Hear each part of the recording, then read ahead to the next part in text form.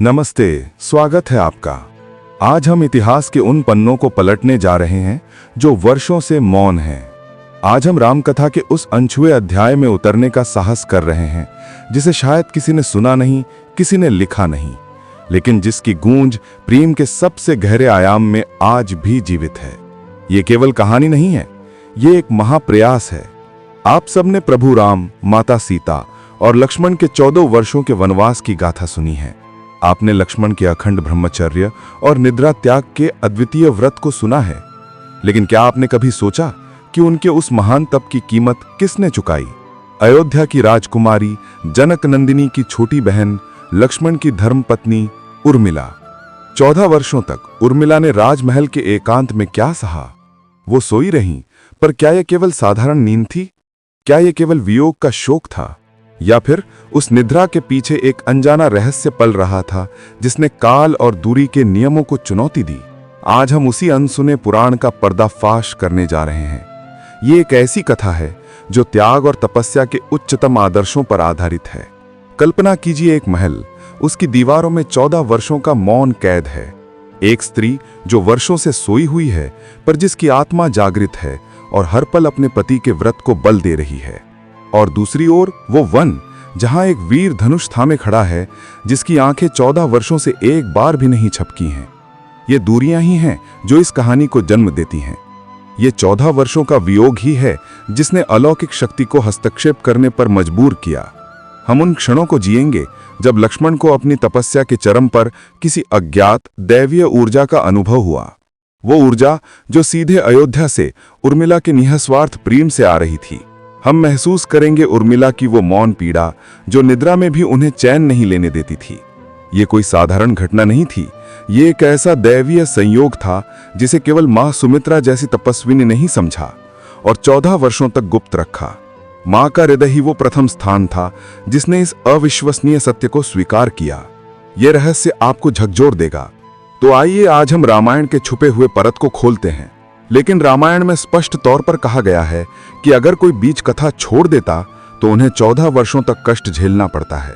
तो मैं हर एक सनातनी से रिक्वेस्ट करता हूं कि वो ये कथा पूरा जरूर सुने। तो आइए सियापति रामचंद्र का नाम लेकर ये कथा प्रारंभ करते हैं। दर्शक बंधुओं, सबसे पहले हम एक कथा के माध्यम से भगवान श्री राम के उन 2 सीखों को जानेंगे जो श्री राम ने कलयुग के मनुष्यों के लिए दिया था। तो बहुत समय पहले की बात है। भारतवर्ष की पवित्र भूमि पर अनेक शक्तिशाली राज्य थे। उन्हीं में से एक था विजयनगर, जहां महाराज कृष्णदेवराय का शासन था। महाराज कृष्णदेवराय न केवल एक महान योद्धा थे, बल्कि कला, साहित्य और न्याय के भी पक्के संरक्षक थे। उनके दरबार में बड़े बड़े विद्वान और कलाकार शोभा बढ़ाते थे। प्रजा उनसे अपार प्रेम करती थी और उनके राज्य में सभी सुखी और समृद्ध थे। महाराज का सबसे विश्वास पात्र मंत्री था रमैया, जो अपने ज्ञान और विवेक के लिए प्रसिद्ध था। विजयनगर के एक दूरस्थ गांव में, जहां पहाड़ियों और घने जंगलों का एक अनोखा संगम था, एक परिश्रमी किसान रहता था जिसका नाम वीर था। वीर अपने पत्नी और 2 छोटे बच्चों के साथ एक छोटी सी झोपड़ी में रहता था। उसके पास जमीन का एक छोटा सा टुकड़ा था जिस पर वो कड़ी मेहनत करके अनाज उगाता था। वो सूर्योदय से पहले उठता और देर रात तक खेतों में काम करता। उसकी पत्नी भी उतनी ही कर्मठ थी, जो घर और परिवार का ध्यान रखती थी। वे गरीबी में रहते थे, लेकिन उनके दिलों में ईमानदारी और संतोष था। एक दिन महाराज कृष्णदेवराय अपने राज्य का दौरा कर रहे थे, भेष बदलकर ये जानने के लिए कि उनकी प्रजा कितनी संतुष्ट है और उनकी समस्याओं को सीधे समझने के लिए। चलते चलते वे वीर के खेत के पास पहुंचे। उन्होंने देखा कि वीर तपती धूप में भी बिना थके पूरी लगन से काम कर रहा है। महाराज ने कुछ देर रुककर उसे देखा, फिर वे वीर के पास गए और उससे बात करने लगे। हे युवक, महाराज ने पूछा, तुम इतनी कड़ी मेहनत क्यों कर रहे हो? क्या तुम्हारे पास कोई सहायता नहीं है? वीर ने सम्मानपूर्वक सिर झुकाया और कहा, महाराज, मैं एक गरीब किसान हूं। मेरे पास जो कुछ भी है वो मेरी कड़ी मेहनत का परिणाम है। मैं जानता हूं कि अगर मैं आज मेहनत नहीं करूंगा तो कल मेरे परिवार को भूखा रहना पड़ेगा। महाराज वीर की ईमानदारी और मेहनत से बहुत प्रभावित हुए। उन्होंने वीर को अपना परिचय दिए बिना कुछ स्वर्ण मुद्राएं दी और कहा, यह तुम्हारी मेहनत का छोटा सा इनाम है, इसे स्वीकार करो। वीर ने पहले तो संकोच किया, लेकिन महाराज के आग्रह पर उसने मुद्राएं ले लीं और उन्हें धन्यवाद दिया। महाराज वहां से चले गए, लेकिन वीर की छवि उनके मन में बस गई। राजधानी लौटने पर महाराज ने अपने मंत्री रमैया को वीर के बारे में बताया और उसे दरबार में बुलाने का आदेश दिया। रमैया ने वीर को ढूंढा और उसे महाराज के सामने प्रस्तुत किया। महाराज ने वीर की ईमानदारी और कड़ी मेहनत को देखते हुए उसे दरबार में एक छोटा सा पद दे दिया, जिससे वो दरबार के बगीचे की देखभाल कर सके। ये पद कोई बहुत बड़ा नहीं था, लेकिन वीर के लिए ये एक बहुत बड़ा सम्मान था। वीर ने अपने नए काम को भी उतनी ही लगन और ईमानदारी से किया जितनी वो खेतों में करता था। वो बगीचे को इतनी खूबसूरती से सजाता था कि हर कोई उसकी प्रशंसा करता था। लेकिन दरबार में कुछ ऐसे दरबारी भी थे जो वीर की बढ़ती हुई प्रतिष्ठा से ईर्ष्या करते थे। उनमें से एक था सेनापति विक्रम, जो हमेशा दूसरों को नीचा दिखाने का अवसर ढूंढता था। विक्रम ने सोचा कि वीर एक मामूली किसान है और उसे दरबार में कोई बड़ा पद मिलना अनुचित है। उसने वीर को बदनाम करने की योजना बनाई। विक्रम ने एक रात चुपचाप महाराज के कीमती हीरों के हार में से एक हीरा चुरा लिया और उसे वीर के झोपड़ी में छिपा दिया। अगली सुबह जब हार गायब मिला तो पूरे दरबार में हड़कंप मच गया। महाराज ने तुरंत जांच का आदेश दिया। सेनापति विक्रम ने चतुराई से वीर पर शक पैदा किया और कहा, महाराज, एक गरीब किसान जो अचानक महल में आया है, उसके इरादे शुद्ध नहीं हो सकते। हो सकता है उसने ही ये चोरी की हो। महाराज को पहले तो विश्वास नहीं हुआ, क्योंकि उन्होंने वीर की ईमानदारी देखी थी। लेकिन जब सिपाहियों ने वीर के झोपड़ी की तलाशी ली और वहां से गायब हुआ हीरा मिल गया तो महाराज भी हैरान रह गए। वीर को तुरंत गिरफ्तार कर लिया गया और उसे कारागार में डाल दिया गया। वीर ने अपने बेगुनाही की कसम खाई, लेकिन कोई उसकी बात सुनने को तैयार नहीं था। उसे मृत्यु दंड की सजा सुनाई गई। जब वीर कारागार में था तो उसने सोचा कि यह उसके कर्मों का फल है, चाहे उसने कुछ किया हो या नहीं। उसने कभी किसी का बुरा नहीं चाहा था, फिर भी वो इस स्थिति में था। उसने अपने परिवार के बारे में सोचा और उसके दिल में गहरा दर्द हुआ। वो हर दिन भगवान से प्रार्थना करता और धैर्य रखता। उधर सेनापति विक्रम वीर को रास्ते से हटाने के बाद बहुत खुश था, लेकिन उसकी खुशी ज्यादा दिनों तक नहीं टिकी। कुछ हफ्तों बाद विजयनगर राज्य पर एक पड़ोसी राज्य के शत्रु राजा ने हमला कर दिया। शत्रु सेना बहुत विशाल और शक्तिशाली थी। विजयनगर की सेना ने बहादुरी से लड़ाई लड़ी, लेकिन वे धीरे धीरे कमजोर पड़ने लगे थे। सेनापति विक्रम, जिसने अपनी चतुराई से वीर को फंसाया था, युद्ध में अपनी पूरी क्षमता नहीं दिखा पाया। वो रणनीति बनाने में कमजोर था और युद्ध के मैदान में उसके फैसलों ने सेना को और नुकसान पहुंचाया। महाराज बहुत चिंतित हुए। उन्होंने देखा कि उनकी सेना कमजोर पड़ रही है और उनकी राजधानी खतरे में है। एक रात शत्रु सेना ने विजयनगर के एक महत्वपूर्ण किले को घेर लिया। किले की दीवारों को तोड़ने के लिए उन्होंने एक विशेष प्रकार की तोप का उपयोग किया, जो विजयनगर की सेना के पास नहीं थी। किले के सैनिक बुरी तरह से घिर चुके थे और उन्हें बचाने का कोई रास्ता नहीं दिखाई दे रहा था। महाराज ने अपने सभी मंत्रियों और सेनापतियों से सलाह मांगी, लेकिन किसी के पास कोई ठोस समाधान नहीं था। इसी बीच मंत्री रमैया, जिसने हमेशा वीर की ईमानदारी पर विश्वास किया था, महाराज से कहा, महाराज, मुझे वीर पर अभी भी विश्वास है। उसके अंदर कुछ ऐसा है जो इस संकट को हल कर सकता है। कृपया उसे एक मौका दें। पहले तो महाराज ने संकोच किया, क्योंकि वीर को एक चोर माना गया था। लेकिन जब कोई और रास्ता नहीं बचा तो उन्होंने रमैया की बात मान ली और वीर को कारागार से बाहर निकालने का आदेश दिया। जब वीर को महाराज के सामने लाया गया तो वो कमजोर और थका हुआ लग रहा था। महाराज ने उससे पूछा, वीर, क्या तुम हमारे राज्य को इस संकट से बचा सकते हो? हमारे किले पर शत्रु ने कब्जा कर लिया है और हम हारने वाले हैं। वीर ने विनम्रतापूर्वक कहा, महाराज, मैंने हमेशा अपने राज्य के प्रति वफादारी रखी है। यदि आप मुझे मौका दें तो मैं अपनी पूरी कोशिश करूंगा। वीर ने शत्रु सेना और उसकी तोप का ध्यानपूर्वक अध्ययन किया। उसने अपनी पुरानी किसान की बुद्धि का उपयोग किया और एक योजना बनाई। उसने बताया कि कैसे शत्रु की तोप को निष्क्रिय किया जा सकता है और कैसे उनकी सप्लाई लाइनों को काटा जा सकता है, जिससे वे कमजोर पड़ जाएंगे। उसकी योजना सरल लेकिन प्रभावी थी। उसने उन गुप्त रास्तों के बारे में भी बताया जिनका वो बचपन से जानता था और जिनका उपयोग शत्रु सेना के पीछे से हमला करने के लिए किया जा सकता था। महाराज ने उसकी योजना पर विश्वास किया और उसे लागू करने की अनुमति दी। वीर ने कुछ वफादार सैनिकों के साथ रात के अंधेरे में उन गुप्त रास्तों से होते हुए शत्रु सेना पर पीछे से हमला किया। उसने चतुराई से शत्रु की तोप को निष्क्रिय कर दिया और उनकी सप्लाई लाइनों को काट दिया। उसी समय विजयनगर की मुख्य सेना ने सामने से हमला किया। वीर की रणनीति सफल रही। शत्रु सेना असमंजस में पड़ गई और वे पीछे हटने लगे। अंततः विजयनगर की सेना ने एक बड़ी जीत हासिल की और राज्य को बचा लिया गया। सेनापति विक्रम, जो अपनी असफलताओं के कारण शर्मिंदा था, उसने अपनी गलती स्वीकार की। उसने महाराज को बताया कि कैसे उसने ईर्ष्या के कारण वीर को फंसाया था।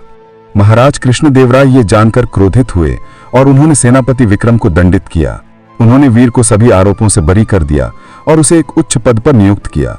वीर ने फिर से ईमानदारी और निष्ठा से अपने कर्तव्यों का पालन किया और हमेशा अपनी प्रजा के हित के लिए काम किया। तो दर्शक बंधु, इस कथा से हमें भगवान श्री राम के द्वारा दी गई 2 सीखों के बारे में पता चलता है। पहला, कर्म का फल जरूर एक ना एक दिन मिलता है। वीर ने हमेशा ईमानदारी और कड़ी मेहनत की, भले ही उसे बीच में कठिनाइयों का सामना करना पड़ा। अंत में उसके अच्छे कर्मों का फल उसे मिला और उसे सम्मान और न्याय प्राप्त हुआ। वहीं सेनापति विक्रम के बुरे कर्मों और ईर्ष्या का परिणाम भी उसे भुगतना पड़ा। और दूसरा, समय से अधिक बलवान कुछ भी नहीं है। जब वीर कारागार में था तो ऐसा लगा कि उसका समय खराब चल रहा है, लेकिन समय का चक्र ऐसा घुमा कि वही वीर जिसे चोर समझा गया था, राज्य का रक्षक बन गया। समय ने उसे अपनी बेगुनाही साबित करने और अपनी क्षमता दिखाने का अवसर दिया। समय किसी के लिए नहीं रुकता और अपनी चाल चलता रहता है और अंततः सब कुछ अपने सही स्थान पर ला देता है। तो दर्शक बंधुओं, अभी ये कथा यहीं समाप्त नहीं हुई है। अब हम उस रहस्य को जानेंगे कि वो कौन सा राज था जो 14 वर्षों तक छुपा था। इस कथा में आज हम उस प्रेम और त्याग की कहानी को छूने का साहस कर रहे हैं जिसे इतिहास और धर्म ग्रंथों ने अक्सर मौन रहने दिया है। ये एक ऐसी राजकुमारी की कथा है जिसके पति ने 14 वर्षों के लिए अपनी नींद त्याग दी और जिसकी प्रतीक्षा ने इतिहास की सबसे महान तपस्याओं में स्थान पाया। हमारा प्रश्न आज भी वही है, लक्ष्मण के वनवास काल में उनकी पत्नी उर्मिला का जीवन किस रहस्य से बंधा था? तो अयोध्या के आकाश पर उस रात का अंधकार छटा नहीं था जब मर्यादा पुरुषोत्तम श्री राम, देवी सीता और उनके प्रिय अनुज लक्ष्मण ने अपने राजसी जीवन को त्याग कर वनगमन किया। महाराज दशरथ का विलाप शांत हो चुका था, लेकिन राजमहल की दीवारों में एक गहरा असहनीय मौन पसर गया था। इस मौन के बीच एक युवती थी जो खड़ी थी, जिसकी आंखें सूजी हुई थीं पर जिसके चेहरे पर एक अद्भुत दृढ़ता झलक रही थी। ये थी लक्ष्मण की धर्मपत्नी उर्मिला। उन्होंने अपने पति को जाते हुए देखा था, उस वीर को जिसने अपने बड़े भाई की सेवा के लिए न केवल राजसुख छोड़ा बल्कि स्वयं को एक कठोरतम व्रत में बांध लिया था। उर्मिला जानती थी कि लक्ष्मण ने 14 वर्षों के लिए अपनी नींद, अपनी निद्रा को त्याग दिया था ताकि वे बिना थके, बिना पलक झपकाए अपने प्रभु की रक्षा कर सकें। साथ ही उन्होंने अपनी इंद्रियों पर पूर्ण नियंत्रण का व्रत लिया था, जिसमें अपनी पत्नी से दूर रहकर अखंड ब्रह्मचर्य का पालन भी शामिल था। उर्मिला ने अपने एकांत कक्ष में विचार किया। उनका पति वन में असहनीय कष्ट सह रहा है, निद्रा से वंचित है और यहाँ राजमहल में क्या वो बस प्रतीक्षा करती रहेंगी? ये न्याय नहीं था। ये उनके अर्धांगिनी होने के धर्म के विपरीत था। उनके प्रेम और उनके त्याग की भी लक्ष्मण के तपस्या में समान भागीदारी होनी चाहिए थी। उर्मिला ने गहरी सांस ली और ध्यान में लीन हो गई। उनकी आंतरिक पुकार इतनी तीव्र थी कि उसने सृष्टि के नियमों को क्षण भर के लिए विचलित कर दिया। उनकी चेतना के सामने स्वयं निद्रा देवी प्रकट हुई, एक शांत दिव्य स्त्री शक्ति के रूप में। उर्मिला ने हाथ जोड़कर कहा, हे देवी, निद्रा की स्वामिनी, मेरे पति ने 14 वर्षों के लिए आपका त्याग किया है ताकि वे अपने कर्तव्य को निभा सकें। मैं उनकी अर्धांगिनी हूं और मैं इस व्रत में उनकी सहभागी बनना चाहती हूं। मैं आपसे वरदान नहीं अपितु एक विनिमय चाहती हूं। निद्रा देवी शांत रहीं और उर्मिला ने अपनी बात आगे बढ़ाई। मैं चाहती हूं कि आप लक्ष्मण के हिस्से की 14 वर्षों की निद्रा मुझे प्रदान कर दें। वे वन में जागते रहें और मैं यहाँ अयोध्या के इस महल में सोती रहूं। मेरा ये सोना उनकी जागृति की कीमत होगी। ये मेरा मौन वनवास होगा। निद्रा देवी उर्मिला के प्रेम और उनके बलिदान की गहराई को देखकर विस्मित हो गईं। उन्होंने इस अद्वितीय त्याग को स्वीकार किया, लेकिन उर्मिला को चेतावनी दी कि यह निद्रा केवल शारीरिक विश्राम नहीं होगी, बल्कि ये एक जागृत तपस्या होगी। उर्मिला का शरीर तो सोएगा, पर उनकी आत्मा हर क्षण वन में अपने पति की सुरक्षा के लिए, उनके व्रत की सफलता के लिए जागृत रहेगी। उर्मिला ने निडर होकर इस कठोर तप को स्वीकार कर लिया। जैसे ही निद्रा देवी की शक्ति उर्मिला के शरीर में प्रविष्ट हुई, उर्मिला एक गहरी अलौकिक निद्रा में चली गई। उनका शरीर राजमहल के भीतर एक सुंदर किंतु निष्क्रिय मूर्ति बन गया। ये वो क्षण था जिसने इस कथा की नींव रखी। लक्ष्मण का अखंड जागरण, उनकी शुद्ध भावना और इंद्रियों पर पूर्ण नियंत्रण का व्रत, ये एक छोर था। दूसरे छोर पर उर्मिला की गहन निद्रा, उनका निस्वार्थ प्रेम और अपने पति के व्रत में समान भागीदारी का संकल्प था। ये दो विपरीत और शक्तिशाली ऊर्जाओं ने मिलकर एक अदृश्य अलौकिक प्रेम सूत्र का निर्माण किया। लक्ष्मण की कठोर तपस्या से जो दिव्य ऊर्जा उत्पन्न हुई, वो उर्मिला के शरीर से होकर गुजरी। उर्मिला का शरीर सो रहा था, पर उनकी आत्मा अपने प्रेम की ऊर्जा के रूप में 14 वर्षों के लिए लक्ष्मण के व्रत को सफल बनाने में जुटी हुई थी। ये थी अखंड प्रेम की शक्ति, जिसने भौतिक दूरी को पार किया और आने वाले समय में एक ऐसे रहस्य को जन्म दिया जिसका पता अयोध्या के किसी भी प्राणी को नहीं था। ये रहस्य लक्ष्मण के व्रत की पवित्रता और उर्मिला के त्याग की शक्ति से उपजा था। उर्मिला की निद्रा किसी साधारण नींद जैसी नहीं थी। ये एक योग निद्रा थी जिसमें उनका शरीर तो निष्क्रिय था, किंतु उनके मन की चेतना पूरी तरह से जागृत थी और सीधे अपने पति के तप से जुड़ी हुई थी। राजमहल में यह स्थिति एक नए प्रकार के शोक का कारण बनी। सेवक और दासियों ने देखा कि राजकुमारी उर्मिला अपने कक्ष में शांत अपलक अवस्था में लेटी रहती हैं। उनका रूप इतना शांत और दिव्य था कि किसी को उन्हें जगाने का साहस नहीं हुआ। माताएं उन्हें अपने प्रियजनों के वनगमन के कारण उत्पन्न हुआ गहन शोक समझती थीं। उन्हें लगा कि उर्मिला ने संसार से नाता तोड़ लिया है। रानी कौशल्या अक्सर उनके कक्ष में आती थीं, अपने आंसुओं से उर्मिला के चरणों को धोती थीं। वे राम और सीता के वियोग में जो कुछ कहती थीं, उसे उर्मिला का निष्क्रिय शरीर तो नहीं सुनता था, पर उनकी जागृत आत्मा उस पीड़ा को महसूस करती थी। रानी कैकेयी भी आती थीं। उनका मन पश्चाताप और ग्लानि से भरा हुआ था। जब वो उर्मिला की इस मूर्तिवत अवस्था को देखती थीं, तो उन्हें लगता था कि वो केवल राम का वनवास नहीं लाई हैं, बल्कि उन्होंने एक मासूम बहू को 14 वर्षों के लिए एक जीवित पत्थर बना दिया है। वो चुपचाप खड़ी रहती थीं, अश्रु बहाती थीं और बिना कुछ कहे लौट जाती थीं। उर्मिला की निद्रा ने कैकेयी को उनकी गलती का मौन आईना दिखा दिया था। लेकिन इन सब में रानी सुमित्रा का व्यवहार सबसे रहस्यमय था। सुमित्रा, जिन्होंने अपने दोनों पुत्रों लक्ष्मण और शत्रुघ्न को बड़े त्याग के लिए विदा किया था, वो उर्मिला की निद्रा का रहस्य थोड़ा बहुत समझती थीं। उन्हें आभास था कि ये केवल नींद नहीं है, ये उनके पुत्र के व्रत की अग्नि परीक्षा है जिसमें उर्मिला भी तप कर रही हैं। सुमित्रा घंटों उर्मिला के पलंग के पास बैठकर उनकी सेवा करती थीं। वो उनके सिर पर हाथ फेरती थीं और दबे स्वर में कहती थीं, पुत्री, तुम धन्य हो। तुम्हारा ये मौन लक्ष्मण के धनुष को बल देगा। तुम यहाँ सोकर वहां उनके अखंड ब्रह्मचर्य को शक्ति दे रही हो। सुमित्रा का ये मौन समर्थन ही उर्मिला के लिए सबसे बड़ी शक्ति थी। दरअसल उर्मिला का ये एकांत और निद्रा अयोध्या के लिए एक कठोर तपस्या बन गई थी। उनका ये महल के भीतर का वनवास उनकी तपस्या की पराकाष्ठा थी। वे सोती थीं, पर वन में जब लक्ष्मण को कोई संकट आता था या जब उन्हें अपनी नींद को दबाने के लिए अत्यधिक शक्ति लगानी पड़ती थी, तो उस दिव्य संघर्ष की ऊर्जा सीधे उर्मिला के सोए हुए शरीर में प्रवाहित होती थी। कभी कभी उनका शरीर निद्रा में भी बेचैन हो उठता था, मानो वो दूर वन में अपने पति का संघर्ष स्वयं महसूस कर रही थीं। वे 14 वर्षों तक राजमहल के उस एकांत में प्रेम की जलती हुई ज्योति बनी रहीं, जो दूर बैठे अपने पति के जीवन को पोषण दे रही थीं। ये अदृश्य अलौकिक संबंध ही हमारी इस काल्पनिक कथा का मूल आधार है।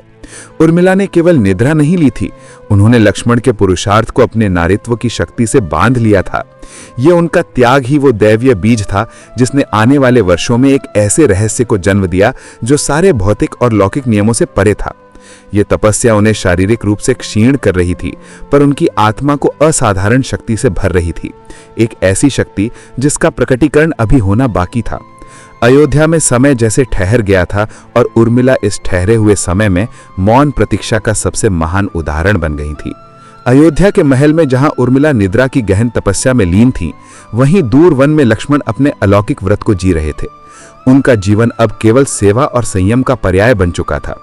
14 वर्षों की यात्रा में लक्ष्मण ने एक भी पल अपनी आंखें नहीं झपकाईं। उनके नेत्र जो कभी उर्मिला के मुख को देखकर तृप्त होते थे, अब केवल श्री राम और सीता की सेवा में लगे रहते थे। वे रात के अंधेरे में भी जागते रहते थे, धनुष पर बाण चढ़ाए एक क्षण के लिए भी विश्राम नहीं लेते थे।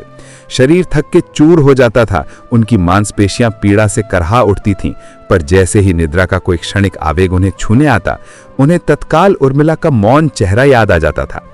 ये निद्रा का त्याग ही उनकी सबसे बड़ी परीक्षा थी, लेकिन निद्रा से भी अधिक कठोर था उनका अखंड ब्रह्मचर्य का व्रत। वन की सुंदरता, नदी का कलकल स्वर, फूलों की मादक सुगंध, ये सब मनुष्य के मन में मोह और स्मृति को जगाते हैं। एक युवा पति के लिए इतने लंबे समय तक अपनी पत्नी से दूर रहना और अपनी इंद्रियों पर पूर्ण नियंत्रण रखना किसी महातपस्या से कम नहीं था। कई बार जब लक्ष्मण रात्रि के सन्नाटे में दूर तारों को देखते थे, तो उनके मन में उर्मिला की छवि कौंध जाती थी। उन्हें अपनी पत्नी का त्याग याद आता था, वो दुख जो उन्होंने केवल उनके लिए सहा था। ये स्मृति उन्हें क्षण भर के लिए विचलित कर सकती थी, किंतु तभी एक अज्ञात शांत ऊर्जा उनके भीतर प्रवाहित होती थी। ये ऊर्जा कहीं और से नहीं आ रही थी, बल्कि ये अयोध्या के उस महल से आ रही थी जहां पर उर्मिला उनके हिस्से की नींद लेकर लेटी हुई थी। उर्मिला का निस्वार्थ प्रेम अब लक्ष्मण के शुद्ध संकल्प का आधार बन गया था। जब भी लक्ष्मण का व्रत टूटने को होता या उनकी सेवा में कोई थकान महसूस होती, उर्मिला की तपस्या की शक्ति एक दिव्य कवच बनकर उन्हें संभाल लेती थी। लक्ष्मण को यह ज्ञात नहीं था कि उनकी जागृति का भार उनकी पत्नी ने ले लिया है, पर वो उस अलौकिक बल को महसूस करते थे जो उन्हें 14 वर्षों तक बिना पलक झपकाए, बिना विचलित हुए खड़े रहने की क्षमता दे रहा था। लक्ष्मण का यह जीवन अब एक अखंड योग बन गया था। उनकी सेवा ही उनका मंत्र थी और उनका ब्रह्मचर्य उनका कवच। इस 14 वर्षीय कठोर तपस्या के दौरान उनकी संपूर्ण चेतना और जीवन शक्ति एक अत्यंत शुद्ध और केंद्रित ऊर्जा में परिवर्तित हो चुकी थी। ये ऊर्जा इतनी शक्तिशाली और नियंत्रित थी कि इसने भौतिक शरीर और मन की सीमाओं को पार कर दिया था। ये ऊर्जा अनजाने में उर्मिला के सोए हुए शरीर से जुड़े हुए प्रेम सूत्र के माध्यम से उन्हें लगातार प्रभावित कर रही थी। यह तपस्या केवल दैहिक नहीं थी, यह प्रेम के सबसे ऊंचे रूप का प्रदर्शन था। लक्ष्मण ने सेवा के लिए संसार के सुखों का त्याग किया और उर्मिला ने उनके त्याग को सफल बनाने के लिए स्वयं अपने जीवन को 14 वर्षों के लिए स्थगित कर दिया था। इन दोनों के अखंड दिव्य प्रेम ने मिलकर एक ऐसी अलौकिक शक्ति को जन्म दिया जिसने नियति के नियमों को क्षण भर के लिए थाम लिया। यह शक्ति समय और दूरी को नकारते हुए उस रहस्यमय घटना की पृष्ठभूमि तैयार कर रही थी जो इस काल्पनिक कथा को एक नया मोड़ देगी। लक्ष्मण का व्रत अब केवल उनका नहीं रहा, बल्कि वो उर्मिला के मौन बलिदान से बंधकर एक अखंड दैवीय संकल्प बन गया था। वनवास के 14 वर्ष एक सामान्य कालखंड नहीं थे। ये वर्ष अयोध्या और वन दोनों के लिए एक अदृश्य परिवर्तनकारी चक्र लेकर आए थे। जैसे जैसे वनवास का मध्यकाल करीब आया, लक्ष्मण की तपस्या और उर्मिला के मौन वनवास की शक्ति अपनी चरम सीमा पर पहुंचने लगी थी। अयोध्या में भरत ने राज सिंहासन को त्याग कर नंदीग्राम में तपस्वी का जीवन जिया, लेकिन महल के भीतर उर्मिला की निद्रा का रहस्य आज भी अनसुलझा था। इस मध्यकाल में उर्मिला की निद्रा एक असाधारण आध्यात्मिक अवस्था में परिवर्तित हो चुकी थी। उनका सोता हुआ शरीर केवल एक देह नहीं था, बल्कि वो लक्ष्मण की तपस्या की वेदी बन चुका था। उनके शयन कक्ष की ऊर्जा इतनी पवित्र और शांत हो गई थी कि वहां आते ही लोगों को एक अजीब शांति महसूस होती थी। माता सुमित्रा इस बात को जानती थीं और उन्होंने उर्मिला के कक्ष को किसी मंदिर के गर्भगृह की तरह गुप्त और पवित्र बनाए रखा था। दूर वन में लक्ष्मण के अखंड ब्रह्मचर्य और जागृति ने उनकी जीवन शक्ति को एक अति मानवीय स्तर पर पहुंचा दिया था। उनकी तपस्या की अग्नि इतनी प्रखर थी कि उन्होंने भौतिकता की सीमाओं को तोड़ना शुरू कर दिया था। उनका मन, जो निरंतर राम और सीता की सेवा में लीन था, अब उस प्रेम सूत्र के माध्यम से उर्मिला के मन से जुड़ा हुआ था।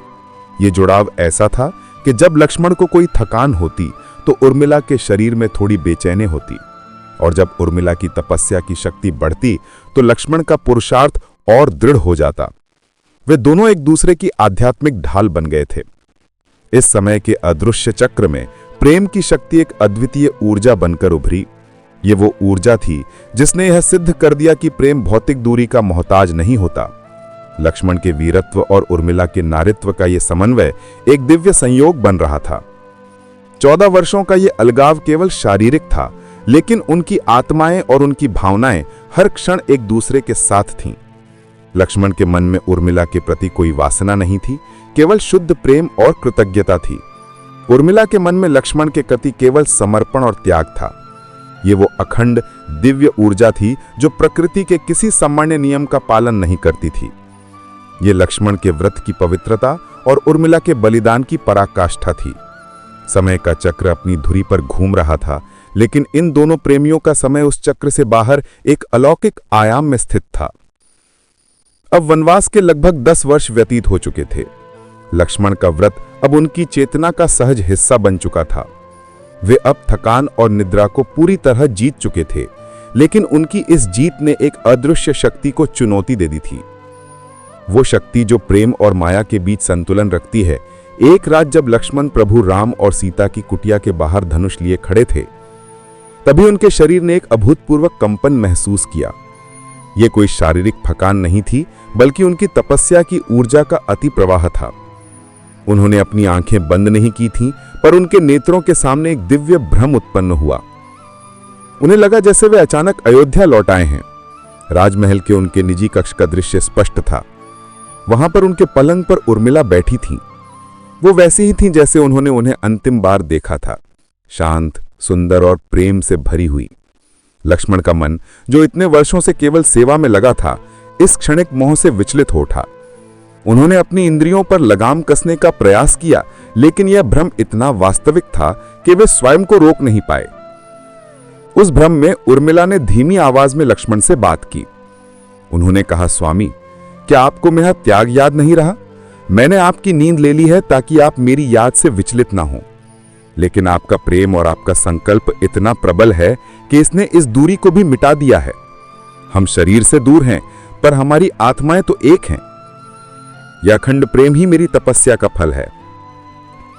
लक्ष्मण ने उस भ्रमरूप उर्मिला को छूना चाहा, पर जैसे ही उनका हाथ हवा में उठा, उन्हें अपने ब्रह्मचर्य के व्रत की भीषण स्मृति हुई। यह स्मृति बिजली की तरह उनके शरीर में कौंध गई। वे चीख पड़े, नहीं, ये माया है, मेरा व्रत अखंड है, मेरी सेवा सर्वोपरि है। तभी वन की एक तेज हवा चली और यह दिव्य स्वप्न भ्रम टूट गया।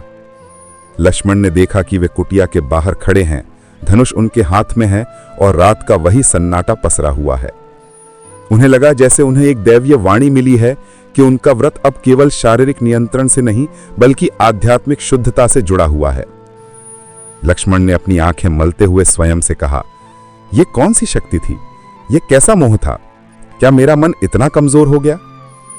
उन्हें एहसास नहीं हुआ कि ये उनके तप की प्रचंड ऊर्जा और अयोध्या में उर्मिला के अखंड प्रेम की ऊर्जा का क्षणिक अलौकिक टकराव था। इस टकराव ने एक ऐसी सूक्ष्म ऊर्जा को जन्म दिया जो तुरंत ही प्रेम सूत्र के माध्यम से अयोध्या में उर्मिला के सोए हुए शरीर में प्रविष्ट हो गई। अयोध्या में उसी क्षण उर्मिला का सोता हुआ शरीर, जो वर्षों से शांत था, एक क्षण के लिए तीव्रता से कांप उठा। उनके माथे पर पसीने की बूंदें दिखाई दी। यह अलौकिक संपर्क का भौतिक प्रभाव था, जिसने लक्ष्मण के अखंड संकल्प और उर्मिला के अखंड त्याग को एक बिंदु पर मिला दिया था। यह संपर्क क्षणिक था, पर इसने प्रकृति के नियमों को विचलित कर दिया था और उस दैवीय बीज को रोपा था। लक्ष्मण यह नहीं जान पाए कि उनके व्रत की शुद्धता ने उर्मिला के त्याग के माध्यम से प्रकृति पर एक ऐसा अदृश्य प्रभाव डाल दिया है, जिसका परिणाम गर्भाधान के रूप में सामने आएगा। और यह गर्भाधान किसी भौतिक मिलन का नहीं, बल्कि दो आत्माओं के दिव्य मिलन का परिणाम होगा। ये दैवीय शक्ति कोई और नहीं, बल्कि स्वयं निद्रा देवी थी, जिन्होंने उर्मिला का मौन व्रत स्वीकार किया था। निद्रा देवी जानती थीं कि उर्मिला का ये त्याग संसार के लिए एक महान उदाहरण बनेगा। इसलिए जब लक्ष्मण के तप की ऊर्जा और उर्मिला के प्रेम की ऊर्जा का मिलन हुआ, तो निद्रा देवी ने इस अलौकिक घटना की रक्षा करने का निर्णय लिया। जिस क्षण वन में लक्ष्मण ने उस भ्रम को तोड़ा और अयोध्या में उर्मिला का शरीर कांपा, उसी क्षण निद्रा देवी ने उर्मिला के सोए हुए शरीर में प्रवेश किया। उन्होंने पाया कि लक्ष्मण की तपस्या की शुद्ध तीव्र ऊर्जा ने उर्मिला के शरीर के भीतर एक सूक्ष्म गर्भाधान की प्रक्रिया को आरंभ कर दिया है। यह गर्भाधान किसी भौतिक क्रिया का परिणाम नहीं था, बल्कि प्रेम की पराकाष्ठा और तप की पवित्रता का फल था। यह संतान वास्तव में लक्ष्मण के अखंड ब्रह्मचर्य के संकल्प की ही भौतिक अभिव्यक्ति बनने वाली थी। निद्रा देवी ने इस दैवीय रहस्य को छिपाने और पोषित करने का कार्यभार संभाला। उन्होंने अपनी शक्ति से उर्मिला के शरीर को ऐसा आवरण प्रदान किया कि राजमहल का कोई भी प्राणी, यहां तक कि रानी सुमित्रा भी, इस गर्भाधान का भौतिक संकेत न जान पाए। उर्मिला का शरीर निद्रा में था और निद्रा देवी ने सुनिश्चित किया कि यह रहस्य 14 वर्षों की समाप्ति तक गुप्त रहे। इस हस्तक्षेप के तुरंत बाद उर्मिला के शयन कक्ष में एक और रहस्यमय घटना हुई। उनके पलंग के पास की दीवार पर, जहां लक्ष्मण का एक छोटा सा चित्र टंगा था, उस स्थान पर अचानक एक अत्यंत सूक्ष्म सुनहरे रंग का चिन्ह उभर आया।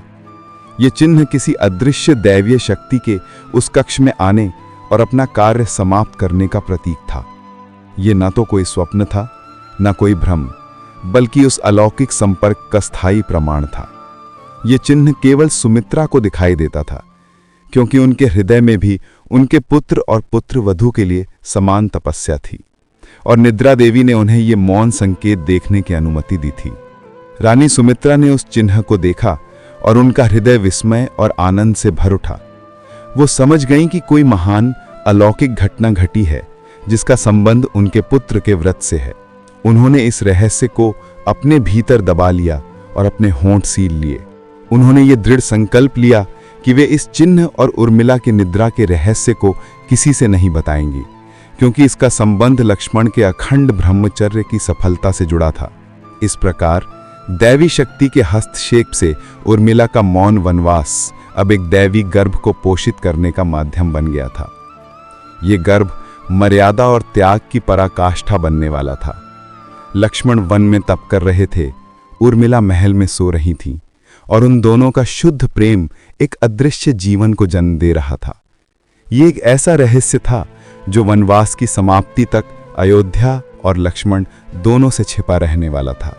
ये दैवीय रहस्य अयोध्या में केवल एक प्राणी के समक्ष अप्रत्यक्ष रूप से प्रकट होता है। राजमहल में वर्षों से उर्मिला एक गहरी योग निद्रा में लीन थी। उनका शरीर शांत था, लेकिन अब इस निद्रा में एक नया अंतरंग बदलाव आ चुका था। निद्रा देवी के सुरक्षा कवच के कारण यह बदलाव किसी भी सेवक या वैद्य की पहुंच से बाहर था। लेकिन मां का हृदय सब कुछ जान लेता है। रानी सुमित्रा, जो पहले से ही उस रहस्य में सुनहरे चिन्ह को देख चुकी थी, अब उर्मिला के कक्ष में एक असाधारण ऊर्जा महसूस करने लगी थी। जब वो उर्मिला के पास बैठती थी तो उन्हें एक अत्यंत शुद्ध, पवित्र और नवजीवन की सुगंध महसूस होती थी, जो किसी भी सामान्य व्यक्ति के लिए अगोचर थी। एक दिन जब सुमित्रा उर्मिला के सिरहाने बैठी थी, उन्होंने अचानक उर्मिला के मंद मंद मुस्कुराते होंठों को देखा। उर्मिला की आंखें बंद थी, उनका शरीर सोया हुआ था, पर उनके चेहरे पर एक मातृत्व का तेज झलक रहा था, एक ऐसी शांति जो किसी गहन पीड़ा के बाद मिलती है। ये वो क्षण था जब सुमित्रा ने पूर्ण रूप से यह सत्य स्वीकार कर लिया कि उर्मिला के भीतर कोई दिव्य रहस्य पल रहा है। उन्होंने इस रहस्य को किसी से नहीं बताया। वो जानती थीं कि अगर ये बात राजमहल में फैली तो ये लक्ष्मण के अखंड ब्रह्मचर्य के व्रत पर प्रश्न चिन्ह लगा देगी। लोग नहीं समझेंगे कि ये गर्भाधान प्रेम की पराकाष्ठा और तप की पवित्रता का फल है, न कि किसी भौतिक मिलन का। वो समझेंगे कि लक्ष्मण का व्रत टूट गया। इसलिए उर्मिला के इस मौन त्याग की रक्षा करना सुमित्रा का सर्वोच्च कर्तव्य बन गया। अब सुमित्रा उर्मिला के लिए दूसरी निद्रा देवी बन गई। वो स्वयं अपनी देखरेख में उर्मिला के कक्ष की सेवा करवाती थीं। उन्होंने उस सुनहरे चिन्ह वाले स्थान को एक गुप्त पूजा स्थल बना दिया, जहां वो हर रात बिना किसी को बताए लक्ष्मण के व्रत की सफलता और उर्मिला के भीतर पल रहे दिव्य जीवन की सुरक्षा के लिए दीप जलाती थी। ये उर्मिला के गर्भ का मौन गुप्त पोषण था। इस प्रकार उर्मिला का मौन वनवास अब एक द्विचरित्र वाला जीवन बन चुका था। बाहर से वो सोई हुई थी, राजमहल के शोक का प्रतीक थी, लेकिन अंदर से वो एक दिव्य जीवन को पाल रही थी, जो उनके और लक्ष्मण के अखंड प्रेम की अदृश्य जीत का प्रतीक था। ये रहस्य, जिसे उर्मिला स्वयं अपनी निद्रा के कारण नहीं जानती थी, अब रानी सुमित्रा के मौन और समर्पण के आवरण में 14 वर्षों की अंतिम अवधि तक सुरक्षित रहा। अयोध्या में सब्र और शोक की जो कहानी चल रही थी, उसके नीचे एक अविश्वसनीय और अलौकिक प्रेम कथा चुपके से अपना आकार ले रही थी। वनवास के 13 वर्ष बीत चुके थे। ये समय अयोध्या और वन दोनों के लिए एक ठहरी हुई सांस जैसा था। वन में लक्ष्मण का तप अपनी पूर्णता को छू रहा था। उनका शरीर अब पूर्ण रूप से तप और सेवा की अग्नि में तप कर कुंदन बन चुका था। उन्हें अब ना तो निद्रा का कोई आभास होता था, ना ही किसी भौतिक सुख की कामना। उनका अखंड ब्रह्मचर्य का व्रत इस प्रकार सिद्ध हुआ कि उनकी ऊर्जा ने एक अलौकिक आभा धारण कर ली थी। इधर अयोध्या में उर्मिला की गहन निद्रा का भी अंतिम कालखंड चल रहा था। रानी सुमित्रा ने उस रहस्य को अपने हृदय में एक पवित्र धरोहर की तरह संजो रखा था। वो जानती थीं कि अब लक्ष्मण का वापस आने का समय निकट है और उसी के साथ इस दैवीय रहस्य के प्रकटीकरण का भी समय आ गया था। निद्रा देवी द्वारा प्रदत्त सुरक्षा कवच अब धीरे धीरे कमजोर पड़ने लगा था और उर्मिला के शरीर में पल रहे दिव्य जीवन के संकेत अब हल्के से दिखने लगे थे। अयोध्या में बेचैनी बढ़ती जा रही थी। हर व्यक्ति प्रभु राम के दर्शन के लिए आतुर था। भरत, जिन्होंने 14 वर्षों तक तपस्वी का जीवन जिया था, अब अपने व्रत को समाप्त करने की तैयारी में थे। लेकिन उर्मिला का त्याग, जो भरत के त्याग के समान ही महान था, अब एक नया आयाम लेने वाला था। भरत का त्याग राज सुख का त्याग था, जबकि उर्मिला का त्याग स्त्री सुख, पति सुख और यहां तक कि चेतना का त्याग था। और अब यह त्याग एक अविश्वसनीय फल देने वाला था। उर्मिला के सोए हुए शरीर पर अब मातृत्व का तेज स्पष्ट रूप से दिखाई देने लगा था, जिसे केवल रानी सुमित्रा ही पहचान पाई थी। ये शांत आभा संकेत दे रही थी कि वनवास की समाप्ति के साथ ही एक नए जीवन का आरंभ भी होगा। सुमित्रा ने स्वयं को मानसिक रूप से इस बड़े रहस्य को लक्ष्मण के सामने रखने के लिए तैयार करना शुरू कर दिया था। उन्हें पता था कि जब लक्ष्मण अपने व्रत की सफलता के आनंद में होंगे, तभी उन्हें यह बताया जाएगा कि उनका व्रत भौतिक रूप से नहीं टूटा है, बल्कि उनके प्रेम की पवित्रता ने ही इस दैवीय घटना को जन्म दिया है। ये अंतिम चरण एक शांत तूफान जैसा था।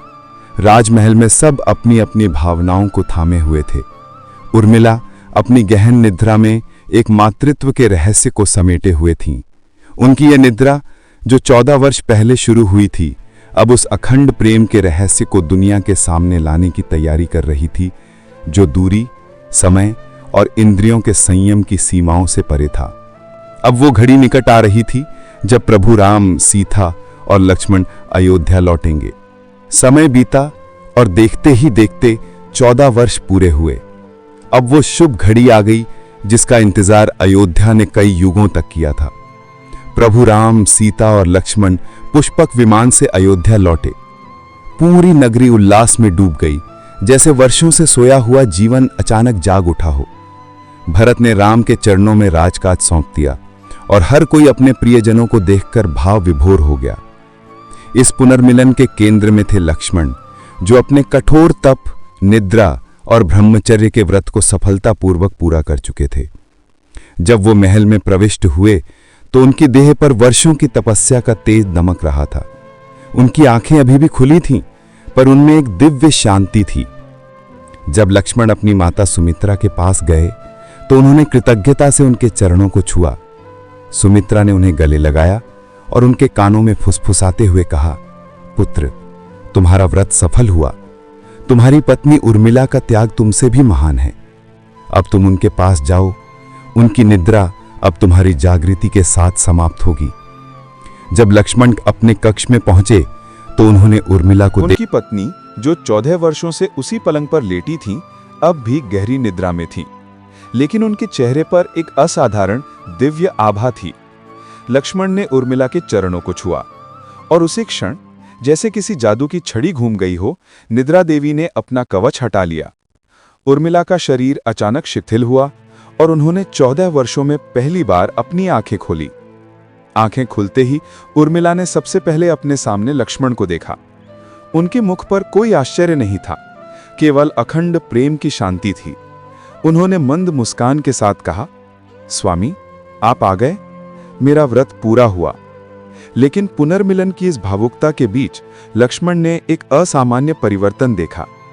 उर्मिला का शरीर यद्यपि निद्रा से जगा था, फिर भी उसमें एक मातृत्व का स्पष्ट संकेत झलक रहा था। लक्ष्मण, जो अपने व्रत की पवित्रता को जानते थे, इस दृश्य से एक क्षण भर के लिए हैरान और व्याकुल हो गए। उन्होंने 14 वर्षों तक अखंड ब्रह्मचर्य का पालन किया था, तो ये कैसे संभव था? लक्ष्मण के चेहरे पर उभरे विस्मय और उलझन को देखकर रानी सुमित्रा वहां आई। उन्होंने उर्मिला को आशीर्वाद दिया और लक्ष्मण को एक तरफ ले जाकर इस दैवीय रहस्य को प्रकट करने का समय निश्चित किया। उर्मिला स्वयं इस बात से अनभिज्ञ थीं कि उनकी निद्रा के दौरान क्या हुआ था, लेकिन वह जानती थीं कि उनका प्रेम पवित्र है। वनवास की समाप्ति और उर्मिला की निद्रा टूटने के बाद लक्ष्मण के मन में एक गहरा प्रश्न था। 14 वर्षों के अखंड ब्रह्मचर्य और शारीरिक दूरी के बावजूद उर्मिला के शरीर में मातृत्व के संकेत कैसे संभव हुए? ये उलझन उनके व्रत की पवित्रता पर नहीं थी, बल्कि ये प्रेम और तप की शक्ति के अलौकिक नियम को समझने की जिज्ञासा थी। रानी सुमित्रा ने सही समय देखकर लक्ष्मण को एकांत में बुलाया और रहस्य का पूर्ण प्रकटीकरण किया। उन्होंने बताया कि किस प्रकार उर्मिला ने लक्ष्मण की निद्रा स्वयं पर ली थी, किस प्रकार उनके प्रेम और त्याग ने एक अलौकिक सूत्र का निर्माण किया और किस प्रकार वन में उनके शुद्ध तप की ऊर्जा ने उर्मिला के निस्वार्थ प्रेम के माध्यम से प्रकृति के नियमों को क्षण भर के लिए स्थगित कर दिया था। सुमित्रा ने उस सुनहरे दैवीय चिन्ह का भी उल्लेख किया जो निद्रा देवी के हस्तक्षेप का प्रमाण था। इसके बाद लक्ष्मण उर्मिला के पास गए। उन्होंने अपने मन की व्यथा उर्मिला के सामने रखी। उर्मिला ने शांत भाव से कहा, स्वामी, मुझे नहीं पता कि यह कैसे हुआ। मैंने तो केवल आपके व्रत को सफल बनाने के लिए निद्रा ग्रहण की थी। मेरा प्रेम और विश्वास अखंड है। अगर ये संतान किसी दैवी कारण से आई है तो ये आपके अखंड ब्रह्मचर्य की ही महानता का प्रतीक होगी। ये इस बात का प्रमाण है कि सच्चा प्रेम केवल शरीर का नहीं बल्कि आत्माओं का मिलन होता है, जो भौतिक दूरी को नकार देता है। लक्ष्मण ने उर्मिला के त्याग और प्रेम की पवित्रता को समझा। उन्हें एहसास हुआ कि उनका व्रत भौतिक रूप से अक्षुण्ण रहा है और ये संतान उनके तप की चरम शुद्धता का ही दैवीय फल है। ये अलौकिक गर्भाधान किसी भी प्रकार से उनके व्रत का टूटना नहीं था, बल्कि ये लक्ष्मण के पुरुषार्थ और उर्मिला के नारित्व का दिव्य समन्वय था। लक्ष्मण ने उर्मिला को गले लगा लिया और दोनों ने मिलकर उस दैवीय रहस्य को स्वीकार किया।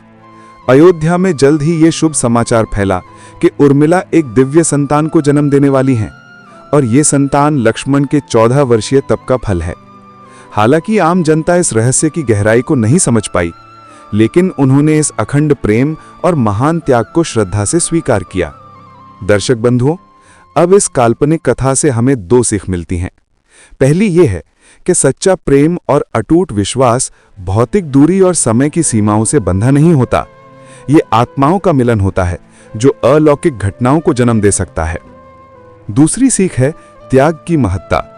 उर्मिला का मौन वनवास सिखाता है कि निस्वार्थ त्याग किसी भी महान संकल्प या तपस्या को पूर्ण करने के लिए आधार स्तंभ का कार्य करता है। उनका बलिदान लक्ष्मण के तप की सफलता का अदृश्य कारण था और लक्ष्मण का अखंड ब्रह्मचर्य का व्रत यह सिद्ध करता है कि यदि संकल्प और तपस्या में पूर्ण शुद्धता हो तो उसकी ऊर्जा इतनी शक्तिशाली हो जाती है कि वह दैवीय हस्तक्षेप को आकर्षित कर सकती है। दर्शक बंधुओं, ये कथा तप, त्याग और प्रेम के उस उच्चतम आदर्श को दर्शाती है जहां इच्छाएं वासना से मुक्त होकर सृजन का रूप ले लेती हैं। तो अब मैं आपसे आपकी राय पूछना चाहूंगा कि क्या आपने आज की इस काल्पनिक कथा से कुछ सीखा? अब अगर आपको ये कथा पसंद आई है तो इसे लाइक करिए, चैनल को सब्सक्राइब करिए और अपने दोस्तों के साथ इसे शेयर करिए। बोलिए सियापति रामचंद्र की जय।